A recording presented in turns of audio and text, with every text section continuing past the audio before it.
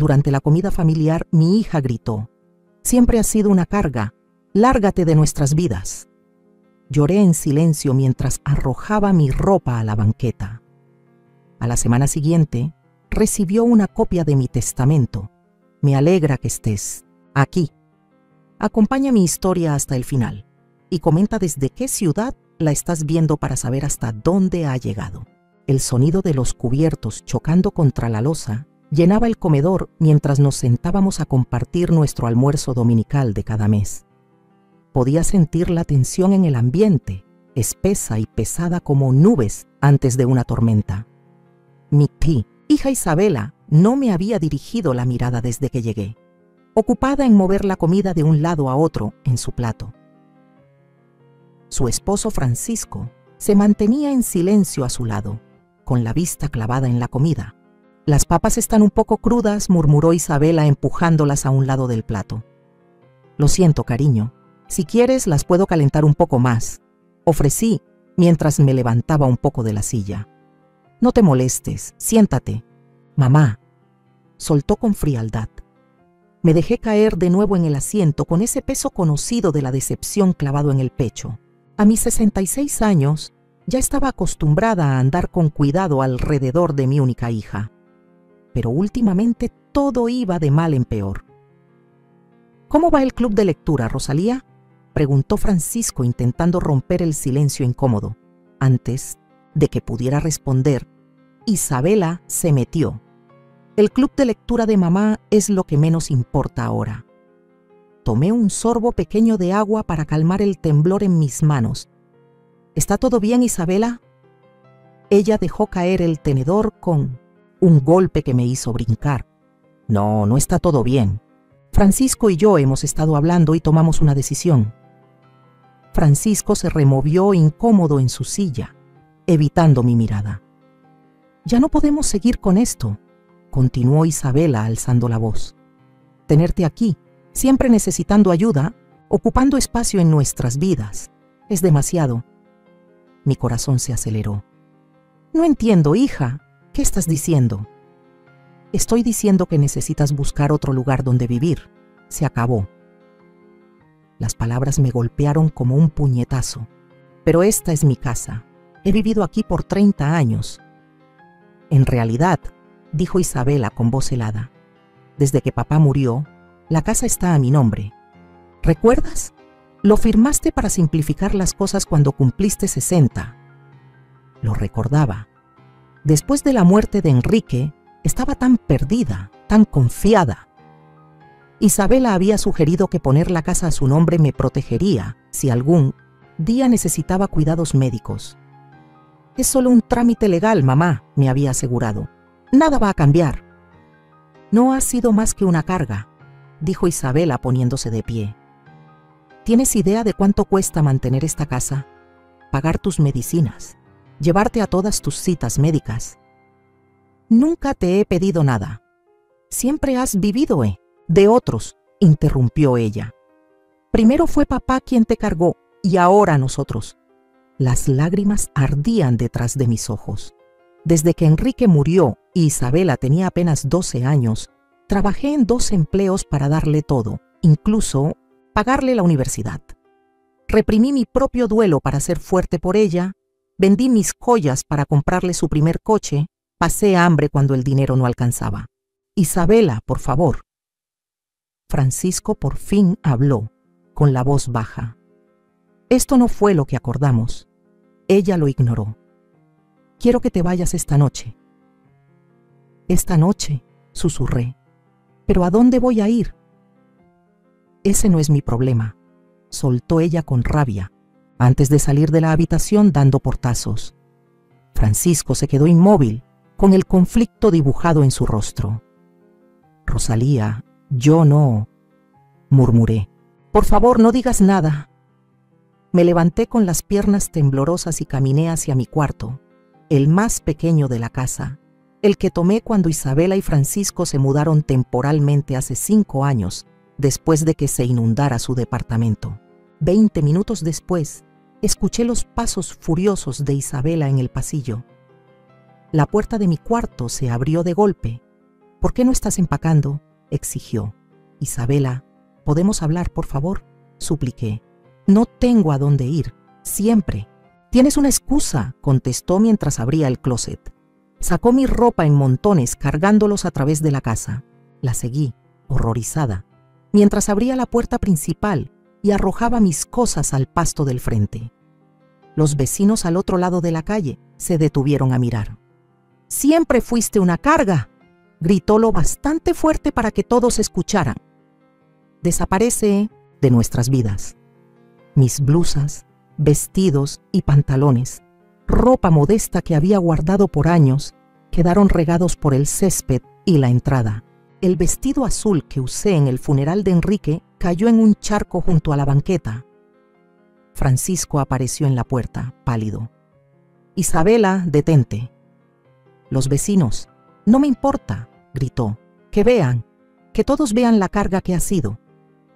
Me quedé en el porche, con las lágrimas cayendo en silencio por mi cara. 66 años y me estaban echando como si fuera basura. La señora Patterson, la vecina de al lado, se acercó con cautela. «Rosalía, ¿necesitas ayuda, querida?» «Isabela», se le volteó furiosa. «No es asunto tuyo». Coloqué una mano temblorosa sobre el brazo de la señora Patterson. «Está bien», susurré, aunque nada estaba bien. Mientras el sol de la tarde alargaba las sombras sobre lo que alguna vez fue mi hogar, recogí mis pertenencias esparcidas, doblando cada prenda con cuidado, a pesar del dolor en mis manos artríticas. Toda mi vida reducida a unas cuantas bolsas de ropa y objetos personales. Francisco me ayudó a llevar las cosas hasta mi viejo coche, hablándome en voz baja. «Lo siento, Rosalía. Nunca quise que esto pasara. Hablaré con ella cuando se le pase. Miré la casa donde crié a mi hija, donde Enrique y yo construimos una vida, donde aún sentía su presencia en los rosales que plantó y en el columpio del porche que construyó. La amé desde el momento en que supe que la llevaba dentro», dije en voz baja. «Habría dado mi vida por ella». Al alejarme manejando, viendo cómo mi casa se desvanecía en el retrovisor, sentí algo romperse dentro de mí. Pero debajo de la tristeza, debajo de la traición, una chispa diminuta comenzó a encenderse, una que pronto crecería en algo que ni Isabela ni yo podríamos haber imaginado. El pequeño departamento olía a pintura fresca y a comienzos nuevos. No era gran cosa, un cuarto en un complejo modesto para adultos mayores al otro lado de la ciudad, pero por ahora era refugio. Me senté en el borde de la cama individual, rodeada por las pocas cosas que logré rescatar de mi antigua vida. Habían pasado 3 días desde que Isabela me echó. 3 días llorando hasta dormir, sobresaltándome con cada timbre del teléfono, esperando que fuera ella llamando para disculparse, preguntándome en qué fallé como madre. «Tienes que comer algo, Rosalía», insistió Margarita, poniendo un sándwich en la pequeña mesa del comedor. Mi amiga más antigua me recibió esa primera noche terrible y me ayudó a encontrar este departamento al día siguiente. «No tengo apetito», respondí, aunque no podía acordarme de la última vez que comí algo. Margarita se sentó junto a mí y me tomó la mano con la suya, ya marcada por el tiempo. «He sido tu amiga por 40 años y jamás te había visto así. Dime qué está pasando». Respiré temblorosamente. Le entregué todo, Margarita, todo. «Ya lo sé, mi vida. Desde que murió Enrique, no paraste de luchar. Tuviste 2 trabajos, a veces hasta 3 en las épocas navideñas. Nunca te compraste nada para ti. Todo era para que Isabela pudiera tomar clases de danza, ir al campamento de verano y tener esos jeans de marca ridículos que tanto se le metieron en la cabeza». Margarita asintió, sus ojos cargados de ese entendimiento profundo que solo se gana viendo la vida de alguien a lo largo de los años. Y ahora mi voz se quebró. «Ahora dice que soy una carga». «Está equivocada», dijo Margarita con firmeza, «y muy en el fondo lo sabe». Negué con la cabeza. «¿No viste su cara, Margarita? Tenía un desprecio, como si no valiera nada». Margarita soltó un suspiro y se puso de pie. Bueno, hay algo que ella no sabe, ¿cierto? Algo que podría hacerla cambiar de opinión muy rápido. La miré, sorprendida. Nunca se lo conté a nadie más que a ti. Quizá ya es hora de hacerlo. Caminé hasta mi bolso, saqué una carpeta de cuero ya vieja y la abrí sobre la mesa. Dentro había estados de cuenta, escrituras y papeles de inversión. Enrique siempre fue de los que piensan a futuro, dije con voz baja, pasando los dedos por su firma en uno de los documentos. Cuando le dieron el diagnóstico, supo que no llegaría a viejo. La noche antes de que muriera, me hizo prometerle algo. No le digas a Isabela lo del terreno, susurró. No hasta que sea lo suficientemente madura para manejarlo. El dinero cambia a las personas, Rosy. El terreno del que hablaba eran 5 acres fuera del pueblo que Enrique había heredado de su abuelo. Cuando él falleció, parecía que no valía nada, solo un campo seco en las afueras, pero hace 15 años la ciudad empezó a crecer hacia ese rumbo. Construyeron un centro comercial cerca y luego vinieron las colonias nuevas.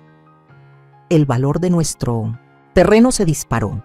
¿Y cuánto vale ahora?, preguntó Margarita. La última oferta fue un poco más de 2 millones, respondí en voz baja. Margarita silbó. Isabela ni se imagina. No.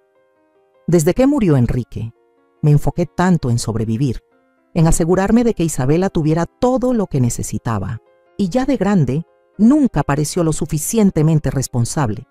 Siempre ha sido impulsiva con el dinero, como esas tarjetas de crédito que reventó en la universidad. Asentí. Y los préstamos de autos y esas emergencias que siempre terminan vaciando mi cuenta de ahorros, Margarita negó con la cabeza. Así que todos estos años has vivido con lo justo, incluso batallando a veces, mientras tenías una fortuna guardada. No se trataba del dinero, Margarita. Se trataba de cumplir la voluntad de Enrique, de esperar a que Isabela estuviera lista. Y ahora cerré la carpeta, sintiendo cómo una nueva determinación comenzaba a aflorar dentro de mí. Ahora sé que nunca lo estará.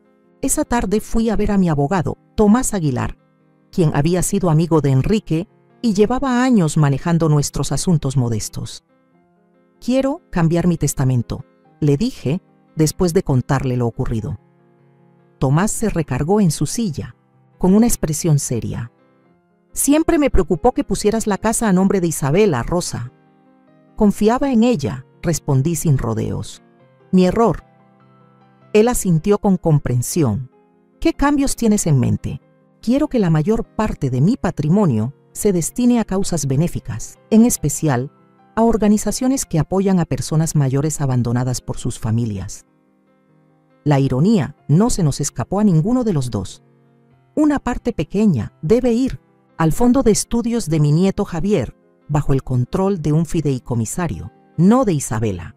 Y para Isabela hice una pausa. Una cantidad modesta, pero con condiciones. Mientras Tomás redactaba el Nuevo Testamento, sentí como si me quitaran un peso de encima. Durante años la protegí de las consecuencias, limpié sus desastres, perdoné su egoísmo. Eso se terminó hoy. Quiero que le envíes una copia a Isabela, dije al firmar los documentos. No todos los detalles, solo lo suficiente para que sepa que su madre es mucho más de lo que cree. Tomás alzó una ceja. ¿Estás segura de que es prudente? No, admití, pero es necesario. Esa noche, mientras acomodaba mis pocas cosas en el departamento, sonó mi celular. No reconocí el número. Mamá. La voz de Isabela sonaba diferente, contenida, casi dulce. He estado tratando de comunicarme contigo. ¿Ah, sí? Respondí con voz neutra, aunque el corazón me latía con fuerza. Necesitamos hablar. Puede que haya exagerado el otro día. ¿Exagerado?, repetí. Tiraste mi ropa al jardín y me dijiste que desapareciera de tu vida. Estaba estresada.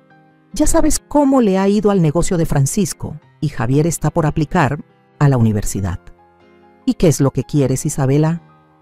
Interrumpí, algo que rara vez hacía. Un silencio. Hoy recibí algo de la oficina de Tomás Aguilar. Ah, ahí estaba. ¿De veras? Mantuve un tono ligero. Mamá, no tenía idea del terreno ni de nada de esto. ¿Por qué no me lo dijiste? Me senté en mi nueva cama, pasando la mano por la colcha, sencilla. Habría cambiado en algo la forma en que me trataste. Otro silencio, esta vez más largo. Claro que sí. Eres mi madre. Te quiero. Esas palabras deberían haberme reconfortado, pero me dejaron helada. 54 años amándola, poniéndola siempre primero, y solo ahora, al enterarse de que tenía algo que ella quería, ¿decía quererme? Deberíamos hablar en persona, continuó. ¿Por qué no vienes a cenar mañana? Prepararé tu carne asada favorita. Cerré los ojos, imaginando su rostro, no el de su rabia reciente, sino el de cuando tenía 5 años y me miraba con total confianza y adoración. ¿Cuándo cambió eso? ¿Cuándo me volví solo un obstáculo para ella? Lo pensaré. Dije al fin. Perfecto. Y mamá, de verdad lo siento. Por todo. A veces decimos cosas que en realidad no sentimos. Mientras colgaba el teléfono, las palabras de Margarita retumbaban en mi cabeza. El dinero cambia a las personas. Y sí, las cambia. Pero tal vez no como Isabela creía. Porque mientras mi hija pensaba que había descubierto mi secreto, no tenía ni idea de lo que en verdad estaba planeando. La casa de Isabela, que alguna vez fue mi hogar, seguía idéntica cuando entré en el camino de entrada. Pero todo era distinto. La luz del porche estaba encendida, dándome la bienvenida a un lugar que me había echado apenas hacía una semana. Me quedé sentada en el coche unos segundos, respirando hondo para reunir valor. La puerta se abrió antes de que pudiera tocar. Isabela apareció, con el cabello perfectamente arreglado y un vestido floreado que jamás le había visto. «Mamá», exclamó con una dulzura empalagosa. «Qué bueno que viniste». Me abrazó y yo respondí con rigidez, notando cómo frunció apenas la nariz al oler mi aroma a departamento humilde, tan distinto a la lavanda que solía usar. «Pasa, pasa», me dijo, guiándome hacia adentro como si fuera una invitada distinguida, no la mujer que la había criado en esa misma casa. El comedor estaba irreconocible. Velas encendidas sobre la mesa, la vajilla buena y el olor del estofado, mi platillo favorito, llenando el ambiente. Francisco estaba de pie junto a la cocina, con una expresión entre vergüenza y alivio. «Rosalía», murmuró acercándose para tomar mi abrigo. «Me da gusto verte». «¿Así?», respondí sin más. Bajó la mirada. «Sí, me da gusto». Isabela intervino rápido. «Javier está en casa de un amigo estudiando. Le va a dar mucho coraje no verte». Asentí, aunque sospechaba que mi nieto de 14 años había sido enviado lejos a propósito para esta escena. «¿Quieres vino, mamá?», preguntó Isabela, ya sirviendo una copa del tinto caro que sabía que solo tomaba en ocasiones especiales. «No, gracias», dije. «Prefiero tener la cabeza clara esta noche».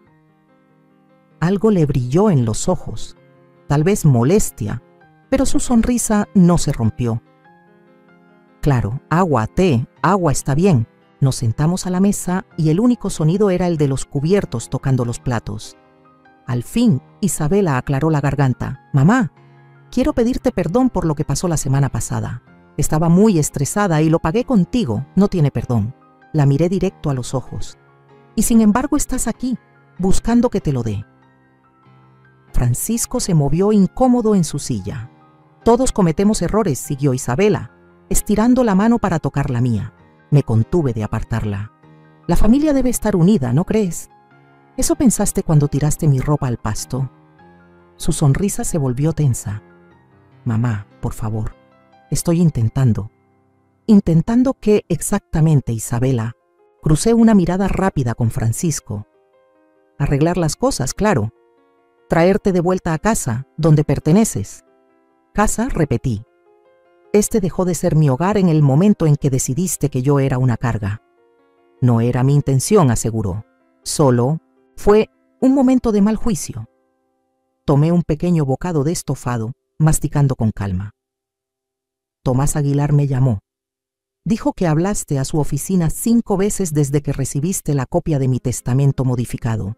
Las mejillas de Isabela se tiñeron de rojo. Solo estaba preocupada, eso es todo. Enterarme de lo del terreno fue un golpe inesperado. ¿Fue el terreno lo que te sorprendió o el hecho de que tu madre, supuestamente dependiente, no es tan indefensa como pensabas? Su máscara se resquebrajó un poco. Mamá, nunca me contaste nada de esto. Todos estos años ¿Podríamos haber qué? Interrumpí. Vendido la tierra, gastado el dinero, vivido con más lujos. Eso no es justo, protestó. Hemos tenido dificultades económicas, sobre todo con la caída del negocio de Francisco el año pasado. Francisco bajó la mirada hacia su plato. Isabela, tal vez no deberíamos. No, Francisco, dije. Déjala que siga. Me interesa saber más sobre estas dificultades económicas. Isabela se enderezó, como si le hubieran dado permiso para hablar. Bueno, la escuela privada de Javier no es barata. La casa necesita techo nuevo, el mantenimiento de la alberca, y mi coche ya tiene 4 años. Mientras enumeraba sus gastos, lujos y no necesidades, pensé en mi departamento minúsculo, en cómo contaba las monedas para poder pagar mis medicinas para la artritis. Ya veo, dije cuando por fin se detuvo a tomar aire. ¿Y esas dificultades justifican echar a tu madre a la calle? Te dije que no estaba pensando con claridad, respondió con impaciencia cada vez más evidente. Pero ahora podemos empezar de nuevo. Puedes regresar a casa y hablar del terreno juntos como familia. Ahí estaba la verdadera razón de las velas, el asado, las disculpas. En realidad, dije con calma, estoy bastante a gusto en mi nuevo lugar. Pero es tan pequeño, protestó Isabela. Y en ese barrio es perfecto para mí y la gente es amable. Una vecina, Grace, me presentó a un grupo de apoyo. ¿Grupo de apoyo?, preguntó Francisco, hablando por primera vez desde que nos sentamos. Para personas mayores que han sido maltratadas por sus familias, expliqué. Ha sido toda una revelación. El gesto de Isabela se oscureció. ¿Estás hablando de nosotros con extraños, ventilando lo que pasa en esta casa? Solo comparto lo que viví, respondí. Ayuda a saber que no estoy sola. Esto es ridículo, soltó Isabela, y su cara amable por fin se desdibujó. Te están manipulando esas personas. No pude evitar reír. Qué irónico viniendo de ti. Su rostro se tiñó de rabia. ¿Qué se supone que significa eso? Significa que sé lo de las deudas con las tarjetas, Isabela. El silencio fue como un trueno. Francisco levantó la cabeza de golpe con los ojos abiertos de par en par. ¿Qué deudas con las tarjetas?, preguntó en voz baja. Isabela me lanzó una mirada de advertencia, pero continué con tranquilidad. Las 3 tarjetas que has escondido de Francisco, los $27,000 que has gastado el último año en ropa, spas y ese viaje de fin de semana a Las Vegas con tus amigas. El que le dijiste a Francisco que era una conferencia de trabajo. ¿Cómo supiste? Isabela comenzó, pero se detuvo. Francisco se volvió hacia su esposa, con el rostro endurecido. ¿Es verdad? Pensaba decírtelo, balbuceó. Solo necesitaba encontrar el momento adecuado. Hay más, dije, mirando directo a Francisco. La razón por la que Isabela estaba tan empeñada en sacarme de esta casa no era solo por la incomodidad. Ella ha estado planeando sacar un préstamo hipotecario, pero no podía hacerlo conmigo viviendo aquí por unos asuntos legales relacionados con la propiedad. Francisco se puso pálido. Ya habíamos hablado de esto. Acordamos no hipotecar la casa. Isabela se levantó de golpe. Esto no es asunto suyo.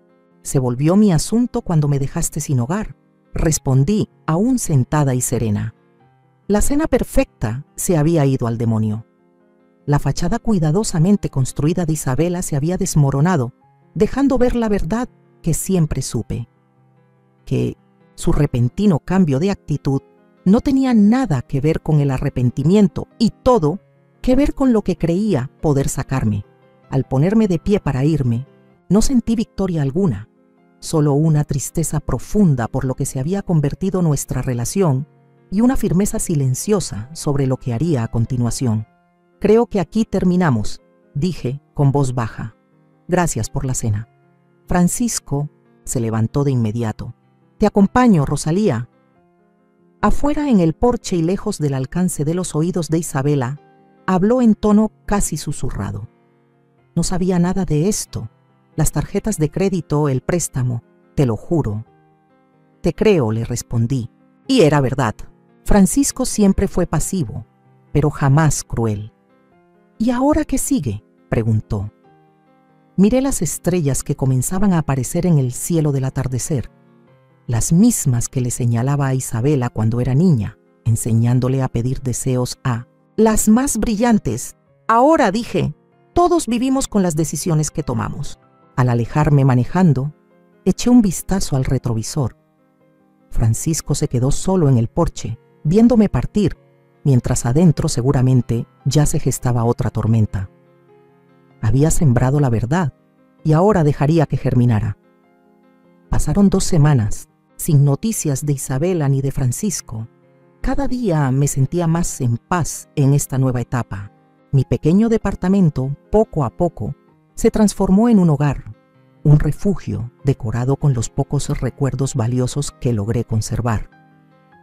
Los lentes de lectura de Enrique, nuestra foto de boda, el cuenco de cerámica que Isabela me hizo en 1900 de tercero de primaria. Pequeños tesoros que cargaban con el peso de la memoria. Recién volvía de mi grupo de apoyo cuando sonó mi celular. El nombre de Francisco apareció en la pantalla. Rosalía. Su voz sonaba tensa. ¿Podemos hablar?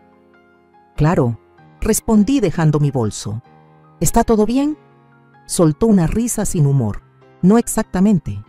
Isabela y yo, las cosas han estado difíciles desde que viniste a cenar. Lamento oír eso, dije, aunque no me sorprendía del todo. No lo lamentes, tenía que pasar. Hizo una pausa. He estado revisando nuestras finanzas. Está peor de lo que pensaba, mucho peor. Esperé, dándole espacio para continuar a su ritmo. Ha estado ocultando cosas durante años, Rosalía. No solo tarjetas de crédito, también préstamos personales, cuentas de compras por internet. Incluso sacó dinero del fondo universitario de Javier. El corazón se me hundió al escuchar el nombre de mi nieto. ¿Cuánto? Casi $8,000. Dijo que solo lo estaba tomando prestado, pero se quedó callado. Francisco, lo lamento. El asunto continuó. Es que sigue obsesionada con tu terreno. No deja de hablar de lo que podríamos hacer con ese dinero. ¿Cómo resolvería todo? Como si $2 millones fueran a desaparecer entre sus dedos. Cerré los ojos. Las advertencias de Enrique resonaban en mi cabeza. Siempre tuvo razón. Rosalía, está planeando algo. Quiere impugnar tu Nuevo Testamento. Dice que vas a perder la cabeza. Ya habló con un abogado. Un frío me recorrió el estómago. Ya veo. No estoy de acuerdo con nada de esto, agregó enseguida. Por eso te llamo. Necesitas saber lo que se viene. Gracias, Francisco. Es un gesto decente. Es lo mínimo que puedo hacer, dijo en voz baja. Después de todo, al colgar, me quedé inmóvil unos minutos, procesando todo lo que había escuchado. Luego hice una llamada propia a Tomás Aguilar. El sábado siguiente, recibí un mensaje de Isabela pidiéndome vernos para tomar un café.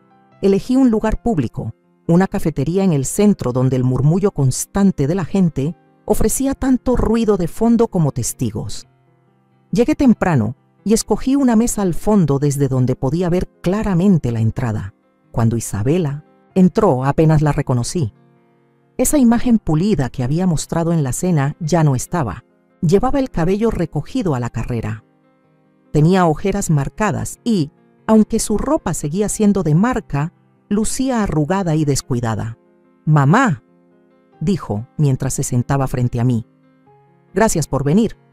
Dijiste que era urgente, respondí. Pidió un espresso triple y tamborileó con los dedos en la mesa, nerviosa, mientras esperábamos. Francisco y yo estamos mal, dijo al fin. Está siendo totalmente irracional. Di un sorbo a mi té. ¿En qué sentido? Se ha obsesionado con nuestras finanzas, quiere separar las cuentas y hasta habló de divorcio. Se le quebró la voz al decirlo. Debe ser duro. Me miró con brusquedad, quizás esperando más compasión de la que ofrecí. También es culpa suya. Su negocio lleva años batallando. Si tuviera más éxito no estaríamos así. Observé el rostro de mi hija, ese que un día vi iluminarse al dar sus primeros pasos y decir sus primeras palabras. ¿Dónde quedó esa niña tierna? ¿Así como, endeudados?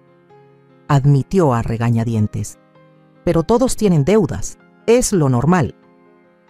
No, todos las ocultan de su pareja, le señalé. O sacan dinero del fondo para la educación de su hijo. Sus ojos se abrieron como platos.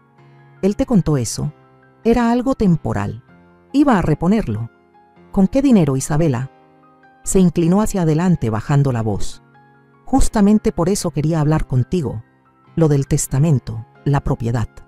Podemos llegar a un acuerdo, ¿no? Soy tu hija, tu única hija. Sí, lo eres, asentí. Por eso mismo duelen tanto tus actos. Ya me disculpé por eso, exclamó, llamando la atención de varias mesas. ¿Qué más quieres de mí? No quiero nada de ti, Isabela. Eso es lo que no logras entender. Se recargó en la silla, confundida. Entonces, ¿por qué estamos aquí? Porque tú pediste vernos. Y porque creo que ya es hora de ser sinceras. Su expresión se endureció.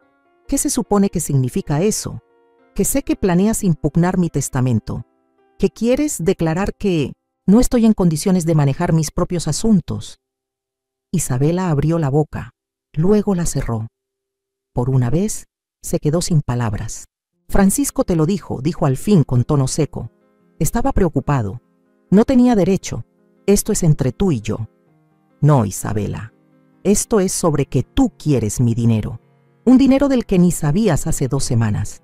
No se trata solo de dinero, insistió. Se trata de justicia. Soy tu familia. Esa propiedad debería quedarse en la familia. ¿Y qué harías con ella? ¿Pagar tus tarjetas escondidas? ¿Comprar otro coche? ¿Irte otra vez a Las Vegas?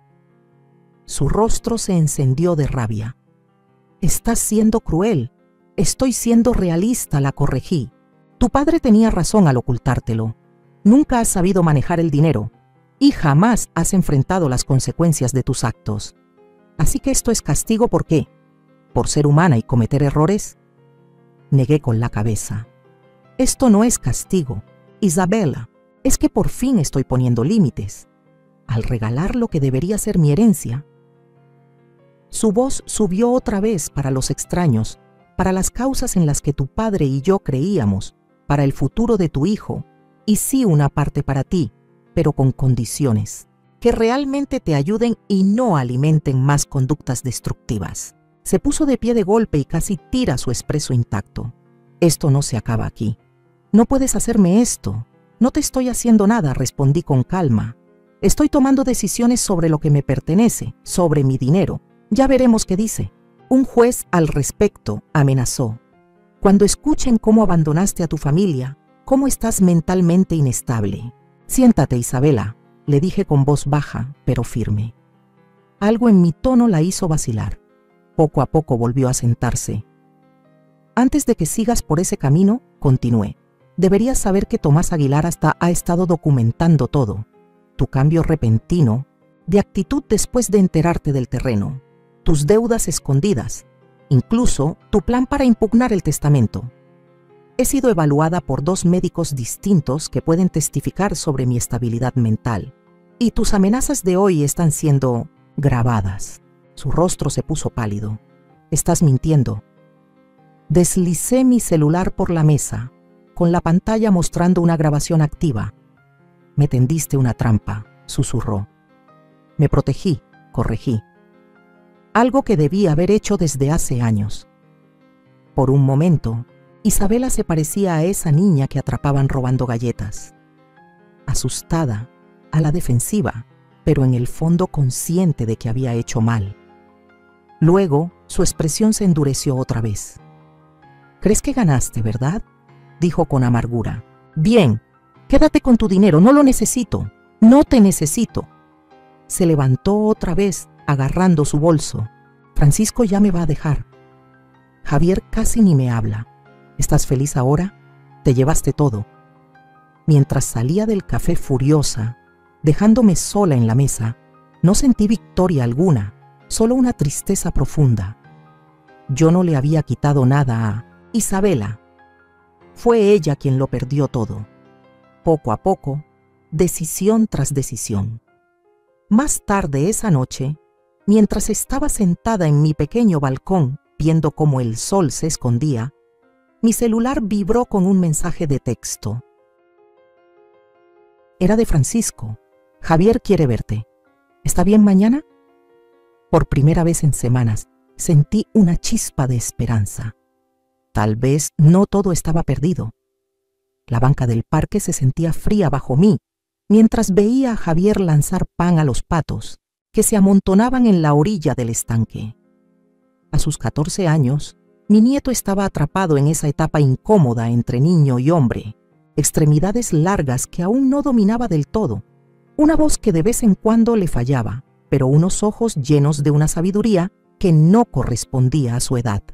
Francisco se sentó a mi lado, con una postura más relajada de lo que le había visto en años. Llevábamos casi una hora allí, los tres, disfrutando una tarde sencilla que se sentía sorprendentemente normal pese al caos de las últimas semanas. «Te ha extrañado», dijo Francisco en voz baja, señalando a Javier. Estaba furioso cuando se enteró de todo lo que pasó. «No debería estar en medio de esto», respondí. «Ya no es un niño. Ve más de lo que creemos». Francisco suspiró y se pasó la mano por el cabello. «Rosalía, necesito decirte algo. Pedí el divorcio». Lo miré, viendo en su cara una mezcla de dolor y alivio. «¿Estás seguro de qué es lo que quieres?», pregunté. «Es lo que tiene que pasar», dijo con firmeza. «Después de que todo salió a la luz, las deudas, las mentiras, lo que te hizo, me di cuenta de que no es un comportamiento nuevo. Siempre fue así. Solo que yo no quise verlo». Asentí, recordando cuántas veces hice lo mismo, cerrando los ojos ante las manipulaciones de Isabela, porque era más fácil que enfrentar la verdad. «No siempre fue así», dije en voz baja. «De niña era tan amorosa, tan llena de corazón. ¿Qué fue lo que la cambió?». Negué con la cabeza. Me he hecho esa pregunta 1000 veces. Tal vez fue por perder a su papá cuando era tan niña. Tal vez fue culpa mía. Quizá la consentí demasiado, tratando de llenar el vacío que dejó Enrique. «No puedes echarte la culpa por lo que ella ha decidido, Rosalía». «¿De verdad no puedo? Soy su madre». Javier regresó corriendo hacia nosotros, los bolsillos vacíos de pan y las mejillas rojas por el aire fresco del otoño. «Los patos dicen que quieren más», anunció con una sonrisa. «Diles que ya comieron suficiente», respondió Francisco sonriendo a su hijo. «De todos modos deberíamos irnos. Seguro tu abuela ya tiene planes». «En realidad no», dije. «¿Quieren venir? A mi depa. No es gran cosa, pero puedo hacer chocolate caliente». El rostro de Javier se iluminó. «¿Con bombones? Hay otra forma de hacerlo». Una hora después, mi pequeño departamento estaba más lleno de risas de lo que había estado desde que me mudé. Javier exploró cada rincón, admirando las pocas fotos que logré rescatar, haciéndome preguntas sobre mi vida antes de que él naciera. «¿Este es el abuelo?», preguntó, señalando una foto descolorida de Enrique junto a nuestro viejo Chevy. «Sí», respondí con una sonrisa melancólica. «Eso fue el verano antes de que nacieras. Estaba tan emocionado por ser abuelo». «Mamá nunca habla de él», dijo Javier con expresión pensativa. «Ni de ti, en realidad. Es como si la familia empezara con ella». Francisco y yo nos miramos. «Tu mamá tiene su propia manera de ver las cosas», dije con cuidado. Javier dejó la foto. ¿Quieres decir que miente? Javier, advirtió Francisco. Es la verdad, papá. Miente sobre todo. ¿A dónde va? ¿Con quién está? ¿Cuánto cuestan las cosas? Me miró con esos ojos sabios. El otro día la escuché por teléfono, diciendo que iba a impugnar el testamento de mi abuela. Dijo que diría lo que hiciera falta para quedarse con el dinero. Me partió el alma ver a ese niño atrapado en medio de los problemas de los adultos. Siento que tuvieras que escuchar eso. Javier se encogió de hombros. No soy un bebé. Sé que mi mamá tiene broncas. Francisco puso una mano sobre el hombro de su hijo. Vamos a salir adelante, campeón. Las cosas van a cambiar un poco, pero vamos a estar bien. Cuando ya se iban, Javier me abrazó fuerte. ¿Puedo volver mañana? Tengo un proyecto de ciencias y mi papá es malísimo con esas cosas. Me reí. Oye, protestó Francisco, pero también sonreía. Claro que puedes, le dije a Javier, cuando quieras. Después de que se fueron, me quedé sentada en silencio, saboreando el calorcito que su presencia había dejado en mi espacio pequeño. Por primera vez desde que Isabela me echó, sentí un poco de paz, de esperanza. A la mañana siguiente, me despertaron unos golpes insistentes. Me puse la bata y abrí la puerta. Isabela estaba ahí, con el rostro retorcido por la rabia. ¿Cómo te atreves?, siseó empujándome mientras entraba al departamento. Isabela, ¿qué? Los pusiste en mi contra, me acusó girándose hacia mí. Francisco va a pedir el divorcio. ¿Sabías eso? Y ahora también está envenenando a Javier. Yo no puse a nadie en tu contra, dije con calma, aunque el corazón me latía a 1000. Francisco tomó su decisión por lo que descubrió, porque tú le contaste lo de las tarjetas, lo de Las Vegas. Le mentiste a tu esposo, Isabela. Le robaste al fondo universitario de tu hijo. Esas fueron tus decisiones, no las mías. Caminaba por la sala como fiera enjaulada. Quiere quitarme todo, la casa, la custodia completa de Javier. Dice que estoy inestable. ¿Yo? Después de que él abandonó nuestro matrimonio a la primera señal de problemas. ¿De verdad así lo ves? Ella se detuvo de golpe con la mirada encendida. ¿De qué hablas? Francisco no abandonó tu matrimonio. Está reaccionando a años de mentiras. Es diferente. Ah, o sea que ahora estás de su parte, escupió. ¿Mi propia madre? No estoy del lado de nadie, Isabela. Solo intento ver las cosas como son. Soltó una risa amarga. Claro. Por eso dejas que mi hijo venga aquí a llenarse la cabeza de quién sabe qué cosas. Javier pidió venir a verme, dije, y no hablamos de ti. No te creo. Miró el departamento con desprecio. Mira este lugar. Es patético. Estás viviendo como una víctima trágica cuando las dos sabemos que estás sentada sobre millones. Respiré hondo. El dinero no lo es todo, Isabela. Fácil decirlo cuando sí lo tienes, explotó. ¿Tienes idea de lo que me está pasando? Mi vida se está desmoronando. El banco llamó por el pago de la hipoteca. Mis tarjetas están hasta el tope. Y ahora Francisco amenaza con sacar todo a la luz en el divorcio. Siento que estés pasando por esto, dije, y lo decía en serio. A pesar de todo sigue siendo mi hija, pero no puedo resolverlo por ti. Sí podrías, insistió, su voz bajando a casi un ruego. Podrías ayudarme, mamá, solo esta vez. Es lo único que te pido. Te lo juro que te lo pago. Por un momento dudé. El instinto de madre, ese impulso de proteger, de arreglarlo todo, era fuerte.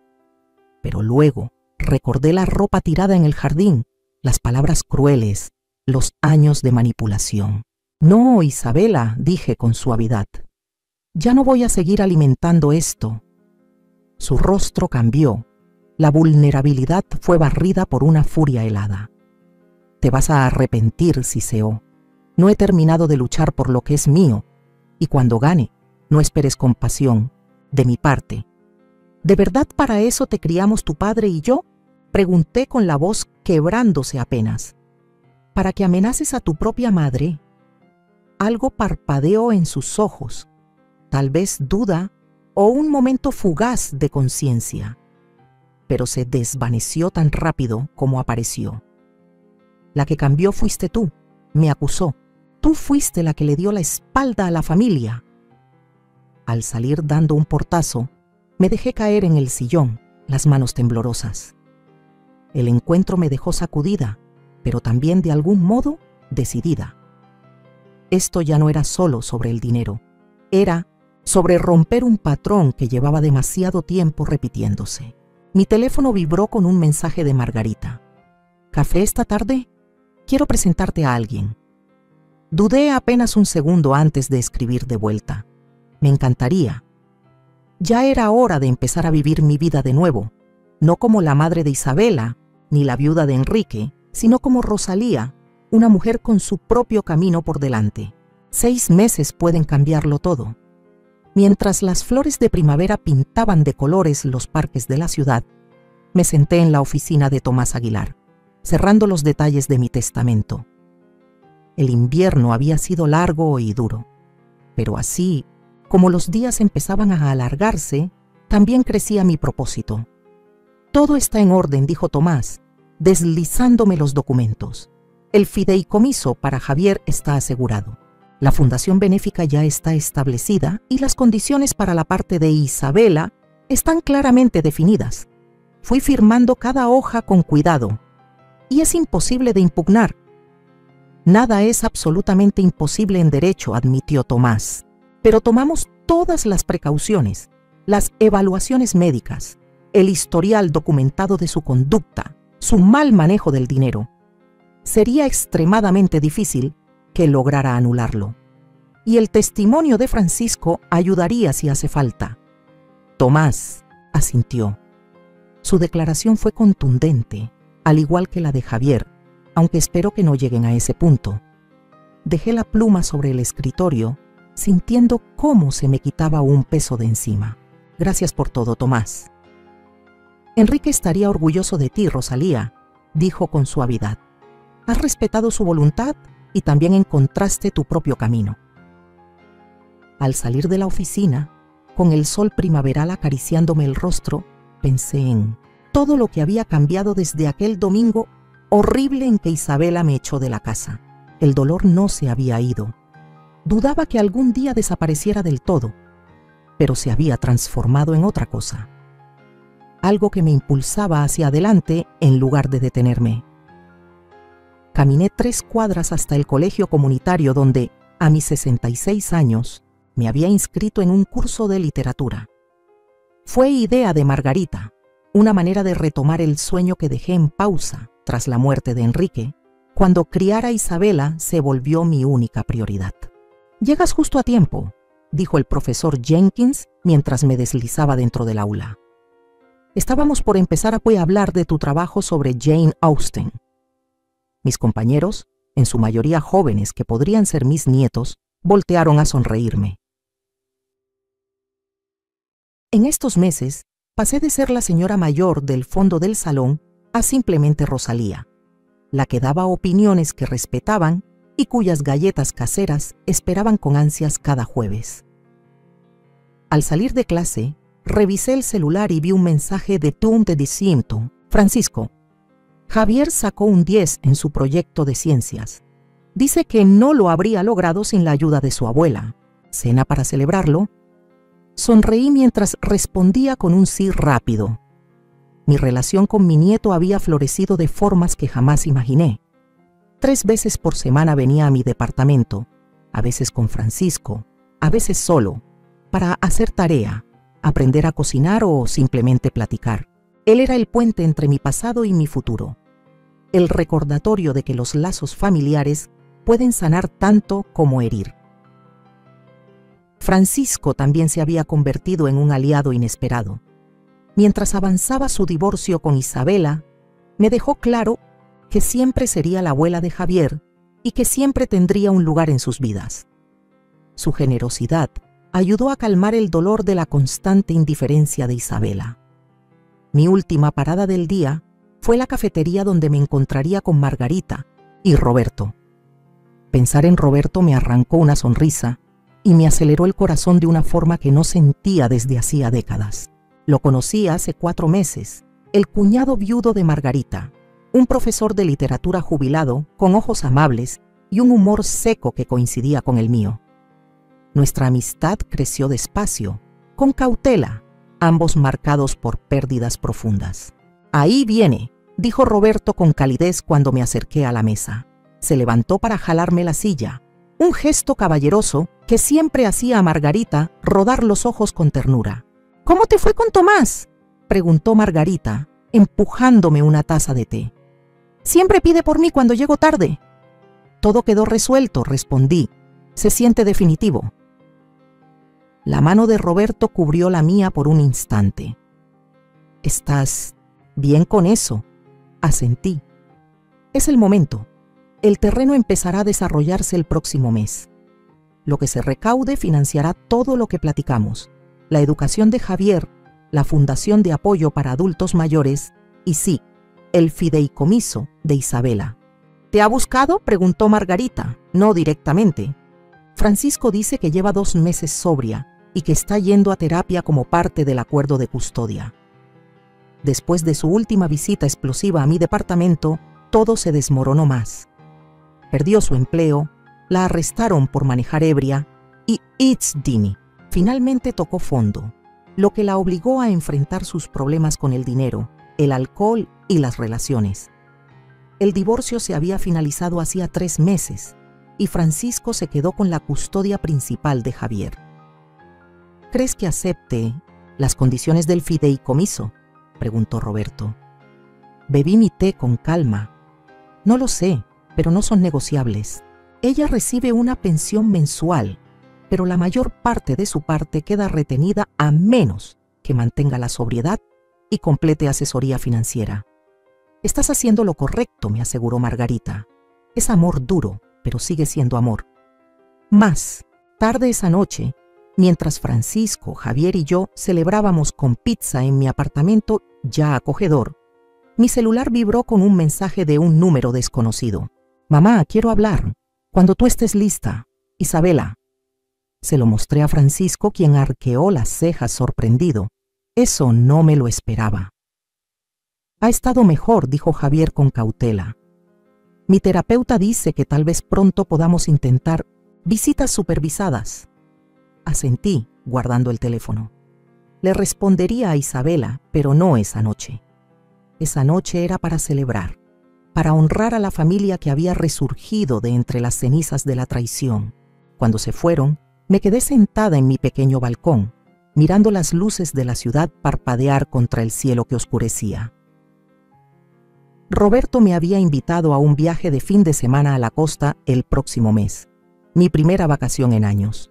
La Fundación de Apoyo a Personas Mayores que fundé con parte de los bienes de Enrique ya estaba ayudando a otros que también habían sufrido abuso. Y la próxima semana comenzaría como voluntaria en el centro comunitario, dando una clase de escritura para adultos mayores. Mi vida, que hace 6 meses parecía irremediablemente rota, se había vuelto a armar en algo nuevo, algo que era completamente mío. El teléfono en mi regazo vibró de nuevo. «Pensando en ti. Que descanses, Rosalía». Era Roberto. Sonreí, escribiendo una respuesta. Luego miré el mensaje de Isabela, aún sin contestar. Con cuidado, redacté una respuesta. «Estoy lista para escucharte cuando tú estés lista para hablar. ¿Café la próxima semana?». Lo que viniera con mi hija. Una reconciliación, un rechazo o algo intermedio, lo enfrentaría a mi manera. La mujer que lloraba frente a una casa mientras le arrojaban la ropa al jardín ya no existía. En su lugar estaba alguien más fuerte, más sabia y finalmente verdaderamente libre. Mientras me preparaba para dormir, vi mi reflejo en el espejo, el cabello plateado que dejé de teñir, las líneas de la risa que ya no trataba de ocultar, los ojos claros que habían visto tanto dolor como sanación. Por primera vez en muchos años, tal vez décadas, me reconocí. «Lo logramos, Enrique», susurré al cuarto en silencio. «Encontramos el camino. El camino por delante tendría sus retos. La recuperación de Isabela era frágil. Mi relación con Roberto era nueva, y reconstruir los lazos familiares tomaba tiempo, pero ya no tenía miedo. Lo que fuera que viniera, lo enfrentaría con la calma y la fuerza que había encontrado dentro de mí. Una fuerza que siempre estuvo ahí, esperando salir. La última sonrisa de Rosalía no fue una despedida, sino un inicio. El comienzo de una vida recuperada, de un corazón renovado y un espíritu intacto. Por la mañana despertaría a posibilidades que 6 meses atrás jamás habría imaginado. Seguiría construyendo esta nueva vida, paso a paso, día a día. Y lo haría sabiendo que la herencia más valiosa que podía dejar no era dinero ni propiedades, sino el ejemplo de una mujer que aprendió, incluso a los 66 años, que nunca es tarde para levantarse, para empezar de nuevo, para encontrar la alegría. Ese fue el verdadero legado de Enrique, y ahora, al fin, también era mío. Como protagonista de esta historia, no tengo otra opción más que hablar desde lo más profundo de mi alma, con la voz firme de una mujer que lo ha perdido casi todo, y sin embargo, ha encontrado más de lo que jamás imaginó. Durante mucho tiempo, confundí el amor con el sacrificio sin límites. Pensé que proteger, perdonar y cederlo era todo. Que una madre debía dar hasta el último aliento, hasta la última moneda, hasta su dignidad si hacía falta. Pero hoy, después de todo lo vivido, sé que el verdadero amor también se pone de pie. También dice basta. Este relato no trata solo de traición, ni de pérdida, ni siquiera del dinero que tanto se menciona. Se trata de dignidad, de redescubrir el valor propio cuando el mundo que construiste se derrumba a tus pies. Se trata de entender que nunca es tarde para cambiar el rumbo, para elegirte a ti misma, para romper ciclos que te aplastan. Si has sido herida por alguien a quien amaste, si has entregado todo y te han dejado vacía, si alguna vez te han hecho sentir como una carga, escúchame, no estás sola. Tu valor no lo define lo que los demás ven en ti, sino lo que tú decides hacer con lo que te queda. Hoy, con el pelo plateado, la espalda erguida y el corazón aún latiendo fuerte, puedo decir con certeza que lo que dejo al mundo no es una casa ni una fortuna, es una historia, una prueba viva de que se puede volver a empezar, que incluso cuando te tiran al pasto junto con tu ropa, aún puedes recoger cada pedazo de ti y volver a armarte. Ese es mi legado, que una mujer de 66 años también puede ser fuego, que puede reconstruirse y que no necesita permiso de nadie para ser feliz. Así que, si estás escuchando esto, desde donde sea que estés, quiero preguntarte, ¿qué decisiones estás postergando por miedo? ¿A quién necesitas decirle hasta aquí? ¿Y cuándo te vas a elegir a ti? Yo ya lo hice y créeme, el mundo no se acabó. Apenas está empezando. Ahora me da curiosidad, tú que escuchas mi historia. ¿Qué harías si estuvieras en mi lugar? ¿Has pasado por algo parecido? Comenta aquí abajo. Y mientras tanto, en la pantalla final te dejo otras 2 historias favoritas del canal que sin duda te van a sorprender. Gracias por ver hasta el final.